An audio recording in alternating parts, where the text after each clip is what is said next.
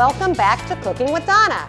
So today what we're going to do is our second graders are winding up their study of the continent of Asia.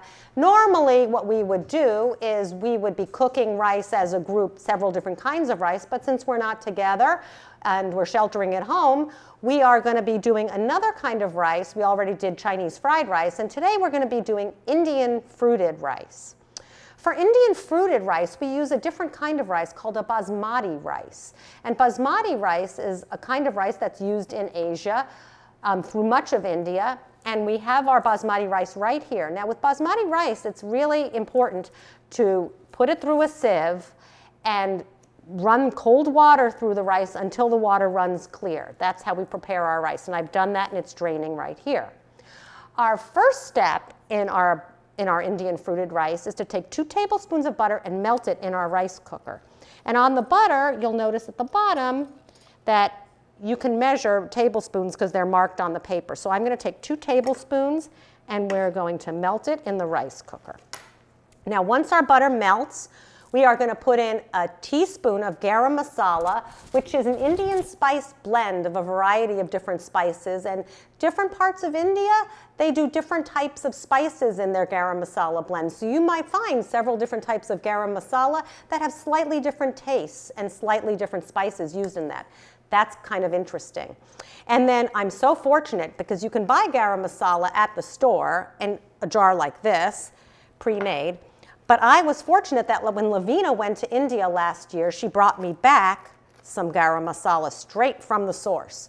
So when our butter melts, and we're almost there, I'm going to swish it around a little bit. And when our butter melts, we're going to add a teaspoon of our garam masala and a half a teaspoon of salt. So I'm going to get that going right now and get my teaspoon of garam masala. We're going to put it in our rice cooker. And then we're going to get a half a teaspoon of salt. And what we're going to do now is we are just going to swish this around in the butter until it's fragrant. So that usually takes a minute or two.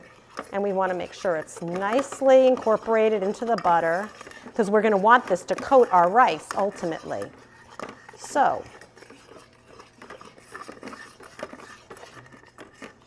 we're making sure that it's all incorporated.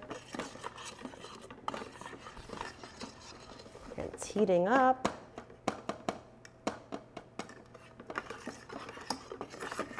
It's becoming fragrant.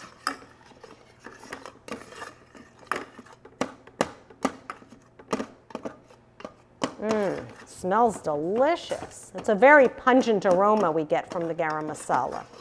And so next, what we're going to do is we're going to add our rice and mix it up really well into the garam masala and the salt. So we want to get all our rice out of our sieve, and we're going to coat it with the butter, garam masala, and the salt mixture. So we're going to make sure our rice kernels are nicely and evenly coated as we stir this about. And that's looking good, and it smells delicious. And our rice is getting a nice, fragrant, toasty smell.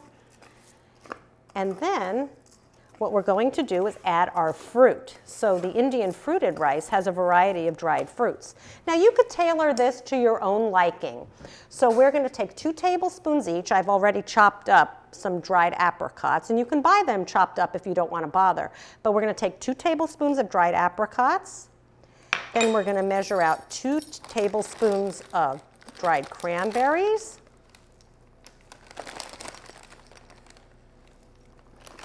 And then 2 tablespoons of currants. And a currant is like a small little raisin. It's like a champagne grape that they've made into a raisin. And they're a little milder flavor than a raisin. We're going to take 2 tablespoons of our currants. There we go. And we are going to mix that up, and we want to soften our dried fruit a little, so we're going to mix it up a little bit. And we're going to cook this for about a minute or 2, just to soften up and coat the fruit as well. So we are going to do that. And then what we're going to do is we're going to add 1.5 cups of water. So while this is cooking, I'm going to go get my water.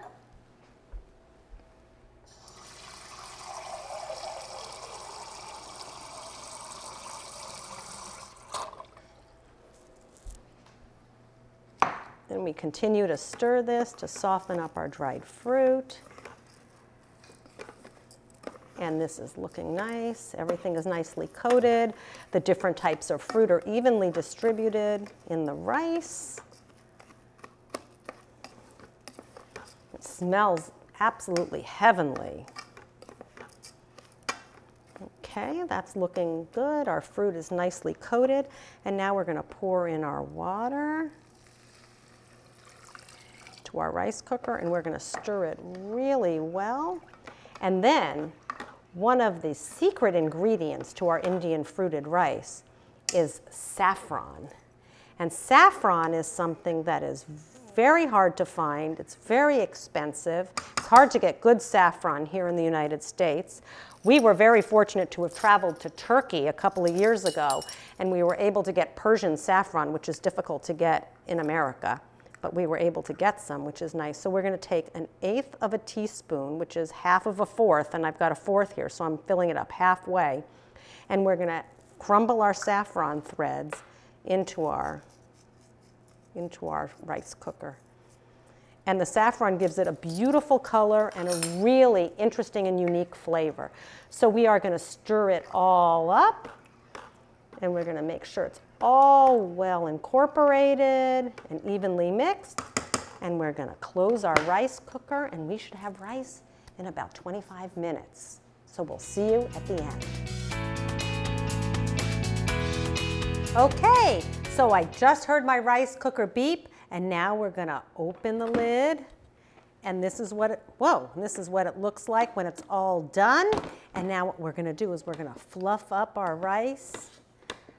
We want it to be nice and fluffy. We're going to mix it all up. It's got a beautiful yellow color from the saffron. And here we're going to put it into our bowl, and you can see what the finished product looks like. And there we have it. There's our Indian fruited rice.